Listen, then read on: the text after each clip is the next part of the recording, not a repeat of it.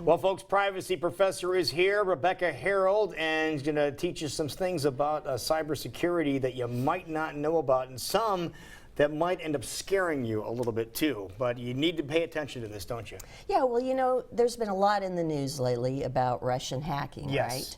And I had some questions from your viewers in the past about, you know, what is going on with these types of hacks and everything. Well, it's been going on for several years, actually, when you have other countries trying to hack in and get intelligence about our government and also what we're doing. You know, we actually have one of the hacking groups that is thought to be one of the players, if you will, that have actually hacked into the DNC. You heard about that. There's one called Cozy Bear, or they also go by Seems apartment. innocent enough. Yeah, by apartment 29, I believe. Yes. So Apartment 29? Apartment 29 is their AKA, Okay. their alias. But Cozy Bear, they've already been known to have hacked into such systems as the White House, the Department of State, and so on. Then you have Fancy Bear. Fancy Bear, also known Probably as Apartment classier. 28. Yeah, well, Classier they're targeting a little bit different sector. So they're going for the Department of Now, Transportation. when we're saying hacking into some things, Right. you've heard that a lot. What are they looking for? What type of information are they trying to retrieve? Right. Well, they're looking for any type of intelligence about maybe what our government is planning to do with regard Is this to in terms of war, in terms of economics? both, probably both. What are we doing economically? They want to get an economic edge. You know, not just Russia, but China and other countries as well, who are very competitive with us. Think about those countries that we compete with in electronics and technology and in agriculture and other types of Yeah, of that has to things. be huge. Agriculture Yeah. has to be gigantic. So they want to know about the deals that we're doing, in addition to, of course, now with the elections coming up, that's of interest to them as well. And that might be something that, you know, maybe they want to know what type of intelligence one party or one has gathered about another party. And this is not Now, what would they something do new. with that information then? They wouldn't be able to Well- use it in the election for themselves. Exactly, but that's the scary thing. You've seen that they passed it along to this group called Anonymous, and then through Anonymous, they've released a lot of this information. Who knows why they did that? Maybe it's to influence the election. Maybe it's just to show that they're able to do I this. say, here's something we've done, and that's Yeah. only the tip of the iceberg. Exactly, because the fact is that we have different threat agents that are trying to hack into different systems in the United States all the time. And so, you know, our government has different agencies such as the NSA and so on who are trying to defend against that. So I think it's important to realize when you hear that they hacked into the DNC, well, I wouldn't be surprised if they haven't also hacked into different systems within the Republicans and maybe within the Libertarian Party and When the they, Green and they Party have the too. information waiting to release it. It could be. That's one thing. And we're pretty certain that it was Russians just because of the different characteristics that four completely separate and competing security groups have discovered, and they all discovered the same thing. And you know, so the data security firms are pretty competitive with each other, and if they're coming up with the same things that aren't contradicting each other, that's a pretty good sign. Pretty consistent, yeah. But you know, it points to another issue. If they're coming in and getting into political records, well, what about our voting systems, right? Sure. Right. Because those voting systems are something that's been around already for electronic voting. A lot of them were put into place 10, 15 years ago. Now, the sad thing is, a lot of those voting systems have not been updated or patched. They're still the same, basically the same ones that they created back then. Yes, some of them are still running on Windows XP. No, they are not. They are, and some of them, once they were certified, they originally had to be certified as being appropriate to use. And every state has their own rules and their own systems that they could use for voting. But you know, really, I think the more immediate concern, other than whether or not the Russians got into the DNC, the immediate concern for our election is, well, how secure are our own voting systems? Especially now. Especially now. Now's the time to check.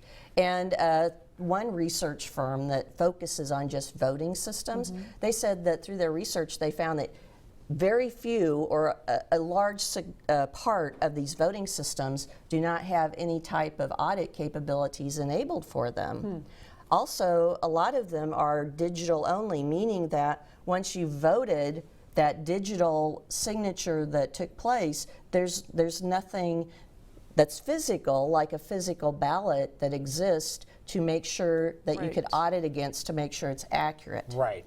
Now, the ones that are auditable, what's really concerning is this group found that only half of those locations did any audits afterwards to ensure that They just took it for granted, whatever was on the screen. yeah. And This is scary. it's scary. I mean, some other things are they haven't patched the systems. Some of the systems you could actually get into through Wi-Fi connections. Oh my gosh. They were using old, and it's called WEP or WEP encryption, meaning you could break that, I mean, easily. And listen to this. Maybe you can, No, but lots of people can because, it's free. The tools to do it are freely available Now, online. is this something that when it comes to voting, do we need a different language to use or a different program beside a Windows type program? Well, it depends upon the operating system. So Windows is the operating Right, yeah, system. that's what I mean. A lot of the them run operating on. systems I'm talking But about. there's different programs that run on the operating system. So that's one thing. You have different types of programs. So you need to make sure that the program actually works as it's supposed to.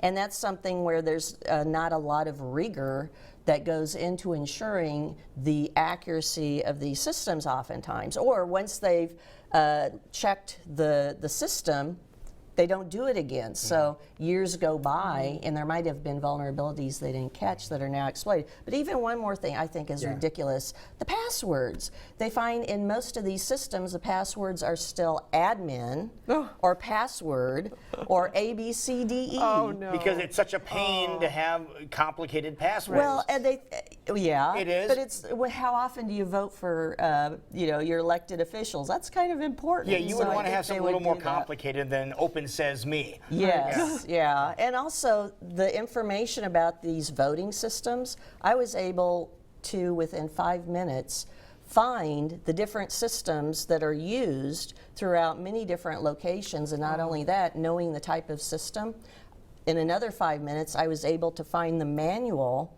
that described how to actually get in and change the settings. Are you for the serious? system? So There's a lot needs to be done yes. between now and November. yeah, I mean, a lot of people, worry about voter ID and so on, so we don't have a rigged voting result. election, yeah. But how easy would it be to go in and just change the number of votes? In fact, there's been different cases in Virginia. There was a situation in one election where they found, doing the audit, afterwards, that for every 100 votes that one of the candidates got, another vote was subtracted. So this person, for my every gosh. 100 votes, another one was subtracted from her total.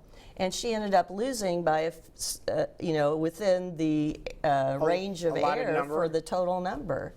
And Wow. it's just, So, these and again, somebody voting put something in systems. there that obviously was placed in this in the program. Perhaps the person that coded it thought, it would be interesting to do this. So we Really? need to have, That is amazing. technology controls, people controls, those who are creating the systems and then running the systems, and physical controls, because a lot of these systems, if you aren't right there beside them, making sure nobody gets there, it's also been demonstrated you can have USB drives that inject malware that can also take over. Yeah, we've and seen change. that. We've seen that on the news lately, so Yeah. we know how that operates. So, I think that's another area related to our elections that we need to really focus on that tends to get swept under the rug every election season. Now, there's a lot of things, a lot of precautions that need to be taken, and Yes. that's what your company deals with, doesn't it? I help organizations to identify where the weaknesses are throughout the entire process of doing whatever it is that the system needs to do, and then identify how to address and mitigate those vulnerabilities and how to protect against the threats. All right, Definitely. now, people want to get a hold of you, say, Yes. take a look at my system and make sure we're up to speed, make sure my competition can't jump in and steal all of Right. our secrets. They can go out to my website at privacyprofessor.com .org, which is this one right here, and there's a way that you can send me emails through this site if you have questions. And then I also have, for organizations that want to automate their security and privacy programs, another business called Symbis 360. So that's I'm trying to help them to raise their awareness of all these different layers of security they have to So knowledgeable. implement. Great. And people want to follow along with you on Yes. social media. What's the easiest way? Privacy Prof on Twitter. There it is. That's great. Great job as always. Well, thank